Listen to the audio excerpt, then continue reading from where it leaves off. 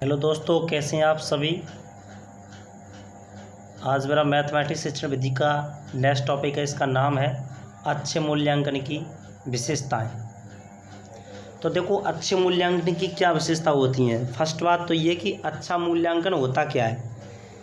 अच्छा मूल्यांकन वो होता है जो उद्देश्यनिष्ठ मूल्यांकन होता है, जिसमें कोई उद्देश्य होता है या उद्देश्य पूर्ति हेतु गुण समाहित होते हैं, तो उसको हम अच्छा मूल्यांकन कहते हैं। अर्थात अच्छा मूल्यांकन वो होता है जिसमें क्या होता है, उद्देश्यनिष्ठ क्या होता है, उसमें मूल्यांकन होता है। ध्यान रखना भाई, अच्छा मूल्यांकन क्या होता है, जो उद्देश्यनिष्ठ मूल्यांकन होता है वो अच्छा मूल्यांकन होता है। अब अच्छे मूल्यांकन की जो विशेषता होती हैं वो दो प्रकार से होती हैं। कितने प्रकार से? दो प्रकार से। जो फर्स्ट होती है तकनीकी के क्षेत्र में और दूसरी होती है व्यावहारिक के क्षेत्र में। तो देखो, तकनीकी के क्षेत्र में पहले हम पढ़ते हैं तकनीकी के क्षेत्र की विशेषताएं। विशेष ध्यान रखना, सभी बच्चे एक साथ पढ़ लिया करते हैं, लेकिन ध्यान रखना तकनीकी के क्षेत्र की विशेषताएं और व्यावहारिक क्षेत्र की विशेषताएं। तो तकनीकी क्षेत्र की विशेषताओं के बारे में पहले पढ़ेंगे हम, जिसमें वस्तुनिष्ठता, विश्वसनीयता, वैधता, विभेदकारी, ये सब किस्में आती हैं तकनीकी क्षेत्र में। जबकि व्यापकता, उपयोगिता, ये सब किस्में आती हैं व्यावहारिक क्षेत्र की विशेषताएं होती हैं। सौदेश्यता, ये तो ध्यान रखना तकनीकी क्षेत्र की विशेषताओं को हम एक एक करके पढ़ेंगे। तो पहले आती है ऑब्जेक्टिविटी, अर्थात वस्तुनिष्ठता। कौन सी होती है? वस्तुनिष्ठता, ऑब्जेक्टिविटी। तो देखो ये क्या होती है। सबसे पहले आप पढ़ेंगे वस्तुनिष्ठता। वस्तुनिष्ठता होती क्या है, जिसको ऑब्जेक्टिविटी कहते हैं इंग्लिश में। कि वस्तुनिष्ठ का मतलब वो है कि आपके पास कोई प्रश्न हो और एक प्रश्न हो या एक से अधिक प्रश्न हो, लेकिन उन प्रत्येक प्रश्नों को हम देखें तो विभिन्न उत्तर नहीं होने चाहिए, बल्कि उत्तर केवल एक ही होगा। तो उस प्रकार की जो परीक्षा होगी वो वैध तो होगी, लेकिन एक से अधिक परीक्षण होने पर भी परीक्षा परिणाम में कोई अंतर नहीं आए, सदैव समान अंक प्राप्त नहीं आए, तो वस्तुनिष्ठता का उत्तम उदाहरण होता है। अर्थात इसमें पक्षपात नहीं होता है। देखो,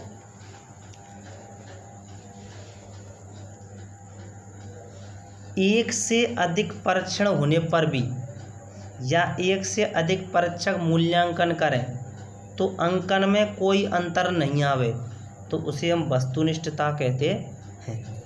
अर्थात एक बार मैंने देख लिया कि 10 में से किसी बच्चे के 6 क्वेश्चन बिल्कुल सही हैं, क्योंकि वो ऑब्जेक्टिव के हिसाब से आए हैं, तो अगर हम उन क्वेश्चनों को किसी भी टीचर से या किसी भी परीक्षक से चेक कराएं तो 6 ही अंक आने चाहिए।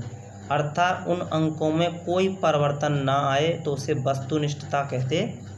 अर्थात एक से अधिक परीक्षकों मूल्यांकन करने पर अंकन में कोई भी अंतर नहीं आवे, तो उसे वस्तुनिष्ठता कहा जाता है। अब देखो, इससे फ़ायदा क्या है। इससे फ़ायदा मैं पहले बता चुका हूँ, वस्तुनिष्ठता से पक्षपात नहीं होता, क्योंकि छात्र परीक्षा देते समय और अध्यापक उत्तर जांचते समय अपनी रुचि और संवेग के वेग में ना बह जाए, अर्थात पक्षपात नहीं हो, वो ही क्या होती है, वस्तुनिष्ठता होती है। ठीक है, समझ में आ गया। अब हम नेक्स्ट की तरफ चलते हैं।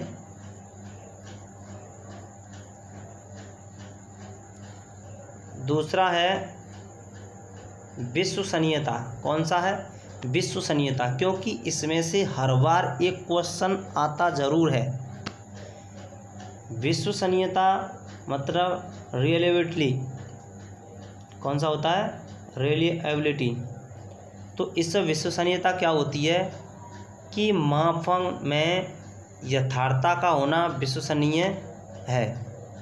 मतलब यथार्थता बनी रहनी चाहिए। क्या बनी रहनी चाहिए? यथार्थता। किसी छात्र की बार बार परीक्षा ली जाए या एक छात्र की परीक्षा की कॉपी एक से अधिक बार या व्यक्तियों के द्वारा देखी जाए, उनके परिणाम में कोई अंतर नहीं आवे,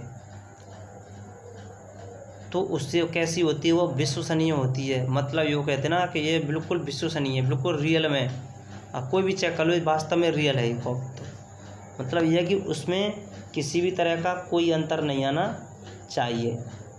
अर्थात उत्तर पुस्तिका में विभिन्न समय पर परीक्षक क्या करे? समान अंक दे। अर्थात मापन कैसा होना चाहिए?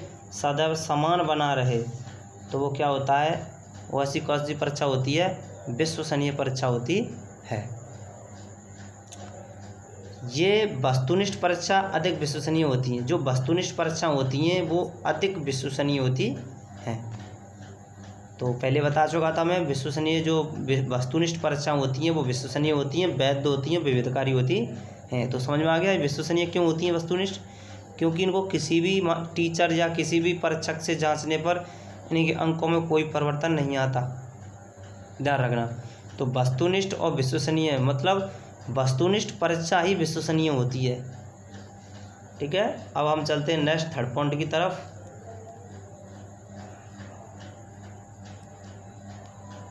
आपका थर्ड पॉइंट है वैधता, वैलिडिटी।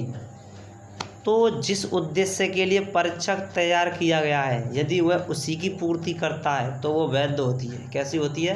वैध होती है। जिसके लिए वो बनाई गई है वो उसी की पूर्ति करनी चाहिए, तो वो कैसी होगी? वैध होगी।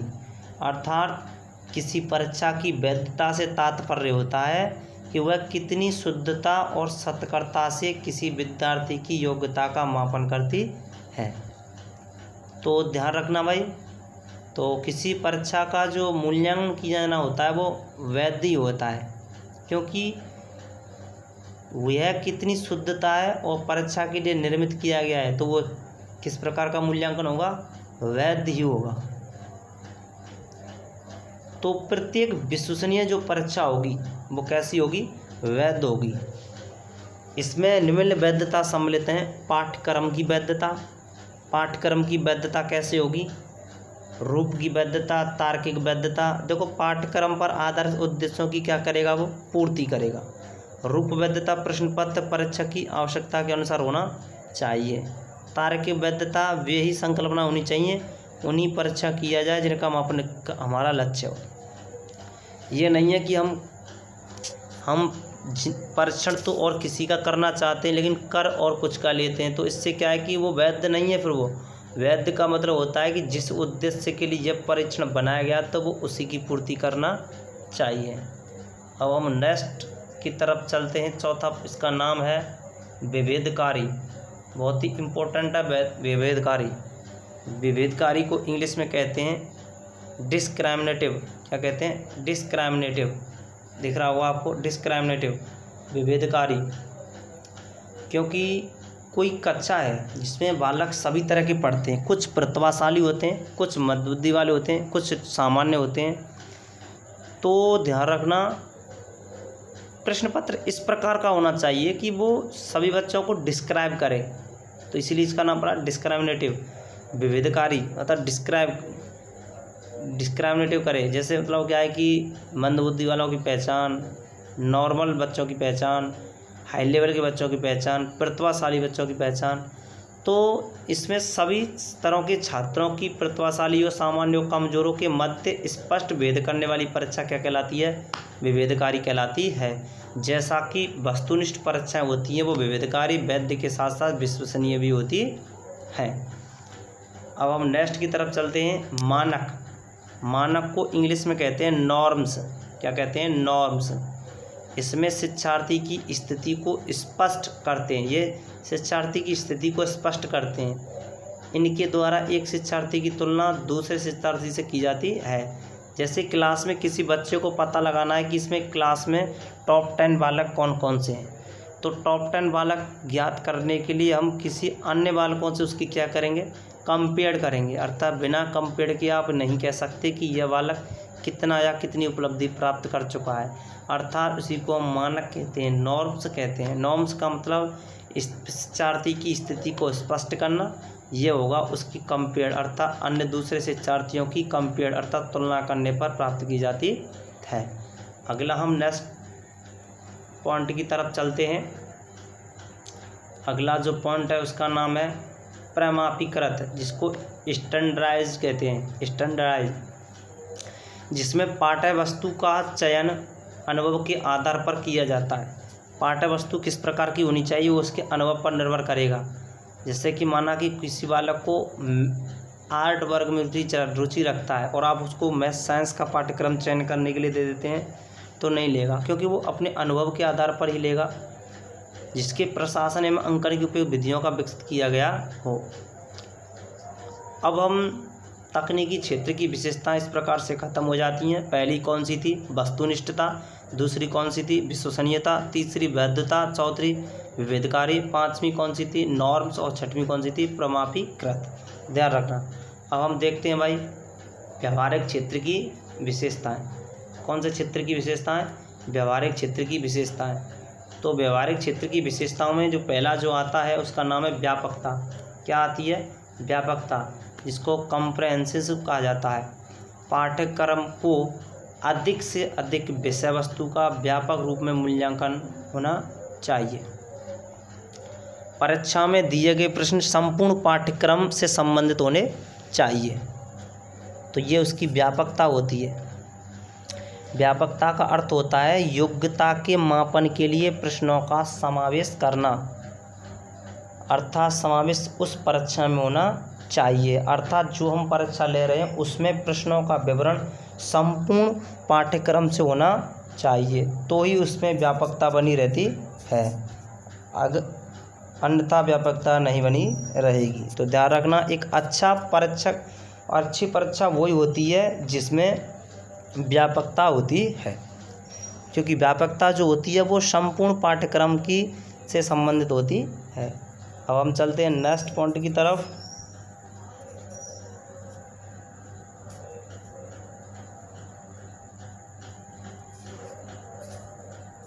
इसमें बताया गया है कि ज्ञान, अर्थग्रहण कौशल, अभिव्यक्ति, वाचन विधि, आवृत्ति जैसी मूल्यांकन होना चाहिए।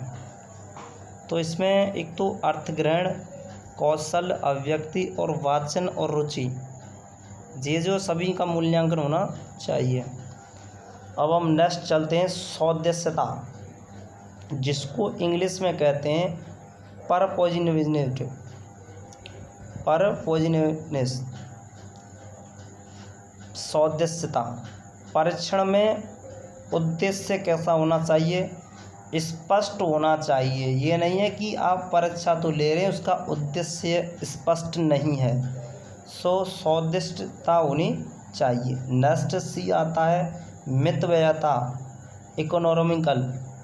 ये क्या होता है? इकोनॉमिकल। मितव्ययता, परीक्षण के निर्माण में कम समय धन शक्ति का व्यय हो, अर्थात परीक्षण इस प्रकार का होना चाहिए जिसमें समय कम लगे, धन कम लगे और शक्ति कम लगे। मित व्यय मतलब कम खर्च हो, इकोनॉमिकल, ध्यान रखना। नेक्स्ट हम अगला चलते हैं, चौथा जो दे रखा है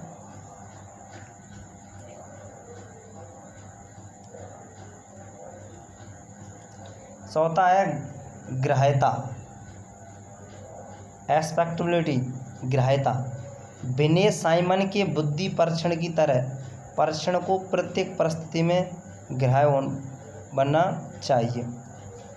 मतलब जैसे विनय साइमन का एक बुद्धि परीक्षण था ना, उसी के तरह ये परीक्षण भी क्या होना चाहिए? परिस्थिति में ग्राह्य होना चाहिए, एक्सेप्टेबिलिटी होनी चाहिए।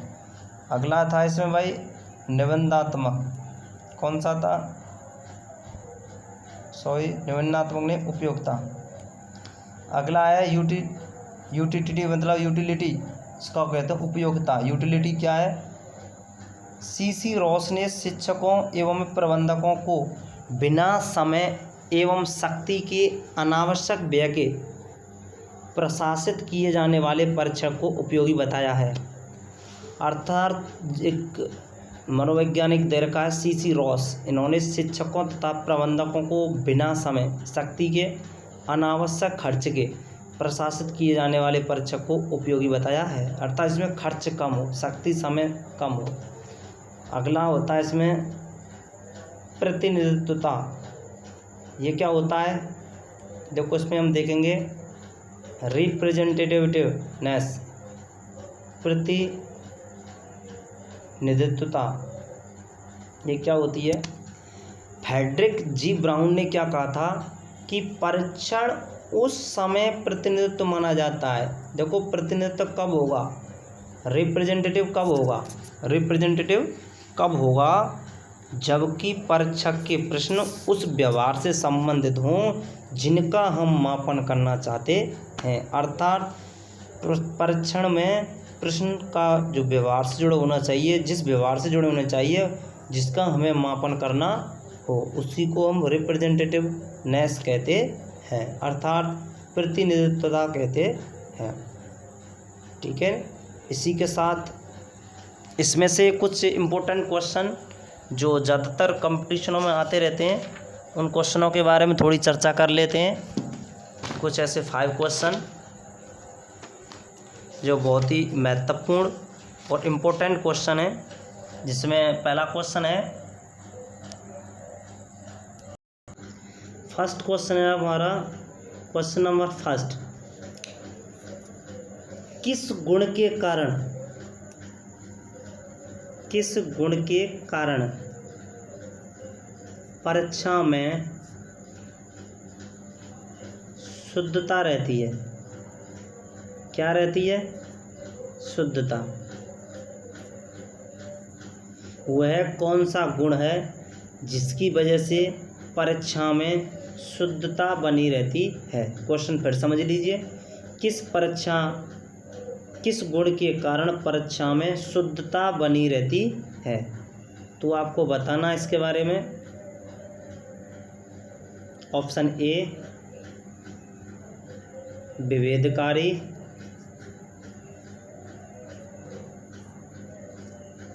ऑप्शन बी वस्तुनिष्ठता, ऑप्शन सी वैधता, ऑप्शन डी विश्वसनीयता। तो 4 ऑप्शन आपके सामने, किस गुण के कारण परीक्षा में शुद्धता बनी रहती है, बताओ फास्ट। आपका आंसर होगा इसमें वैधता, क्योंकि अगर जिस उद्देश्य के लिए वो बनाया गया, अगर वो उसी के लिए ही होता है तो वो कैसा होता है, वैध होता है। तो इससे क्या है कि परीक्षा में क्या बनी रहती है, शुद्धता बनी रहती है। अब हम चलते हैं नेक्स्ट क्वेश्चन नंबर 2 की तरफ। बहुत ही मोस्ट क्वेश्चन, विभेदकारी परीक्षा किस में अंतर करती है। विभेदकारी जो परीक्षा जो होगी अंतर करती है, विभेदकारी जो परीक्षा होती है वो किस में अंतर करती है। क्वेश्चन है विभेदकारी परीक्षा अंतर करती है, किस में अंतर करती है। तो आपके पास ऑप्शन दे देता हूँ।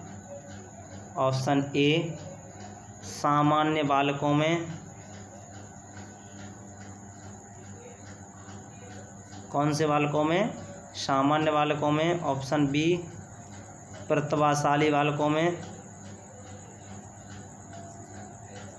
ऑप्शन सी कमज़ोर बालकों में,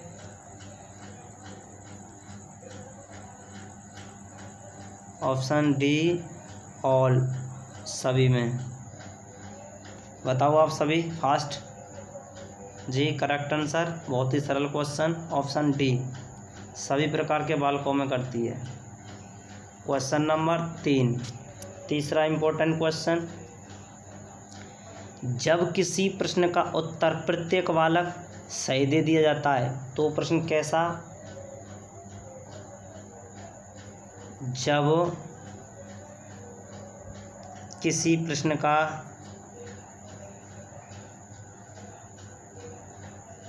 जब किसी प्रश्न का उत्तर प्रत्येक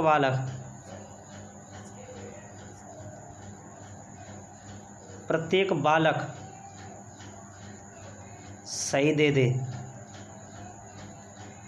तो अगर कोई क्वेश्चन है और उसका आंसर प्रत्येक बालक सही दे देता है तो क्या होगा? ऑप्शन ए विश्वसनीय नहीं है। ऑप्शन बी वैध नहीं है। ऑप्शन सी वस्तुनिष्ठ नहीं है। ऑप्शन डी विभेदकारी नहीं है। तो आपका आंसर क्या होगा? इसमें विभेदकारी नहीं है। अगले हम क्वेश्चन की तरफ चलते हैं जी। अगला क्वेश्चन इम्पोर्टेंट क्वेश्चन है। हाँ, सभी इम्पोर्टेंट क्वेश्चन है। अगला है,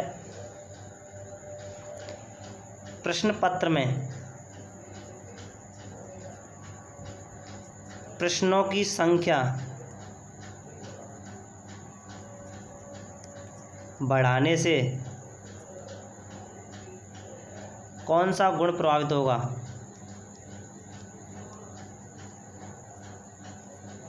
अगर किसी प्रश्न पत्र में हम प्रश्नों की संख्या बढ़ा दें तो कौन सा गुण प्रभावित होगा? ऑप्शन ए वस्तुनिष्ठता। ऑप्शन बी उपयोगिता। ऑप्शन सी व्यापकता। ऑप्शन डी वैधता। तो कौन सा गुण होगा इसमें? ये प्रश्न पत्र में प्रश्नों की संख्या बढ़ाने से परीक्षा का कौन सा गुण अधिक प्रभावित होता है? तो आपका आंसर इसमें क्या होगा? व्यापकता। कौन सा होगा? व्यापकता। इसी प्रकार के और अन्य क्वेश्चन जानने के लिए हमारे YouTube चैनल देवा फौजदार सर क्लासेज से जुड़े रहें। इसीलिए जय हिंद, जय भारत।